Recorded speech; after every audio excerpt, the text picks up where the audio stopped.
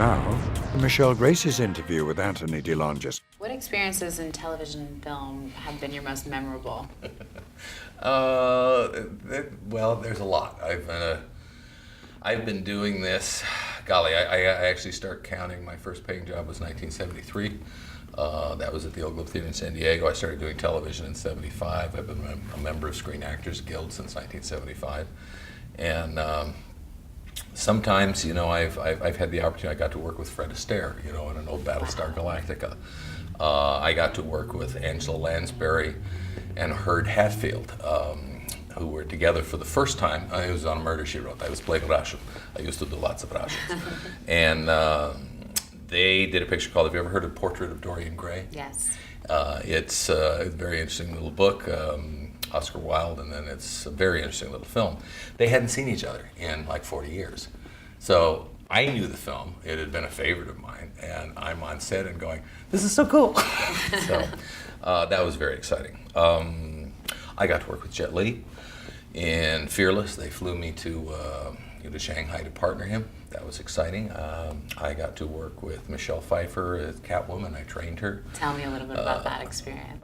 Michelle's wonderful. So she said to me after the event, you know, after we had gone through all this, she said this wouldn't have worked nearly as well if you weren't an actor, because she realized I trained her with the bullwhip, and I actually created a more efficient, more effective, and more visual style for her character. With martial arts as one of your backgrounds, what styles do you work with? Well, what I try to do in my choreography, because I have a parallel career track, I've always been an actor first. I always try to make sure my choreography tells a story. But I do all of the European weapons. I've been a student of the bladed arts almost 40 years. I'm a 5th degree black belt. I do European broadsword, rapier, small sword, saber. I also do Japanese katana. I also do the Filipino bladed arts. I had the pleasure of working with Dan Inosanto for over a dozen years, and he had an enormous effect on what I do. And so I have, and I'm a work in progress. You know, I continue to do this because it gives me tools, it gives me inspiration.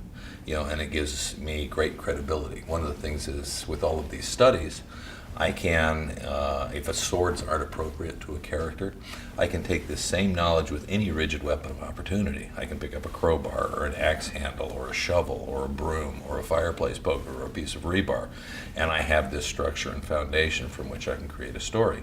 Similarly with the whip, I can do 90% of my whip protocol with anything flexible. So I could use a belt, or a tie, or a sash, or a piece of extension cord, or some hospital tubing. So it gives me tremendous ideas and inspiration for any situation where I find a little bit of action would be appropriate. Sounds like a lot of fun. It is. Thank you so much for joining us. Thank you, Michelle. What a pleasure.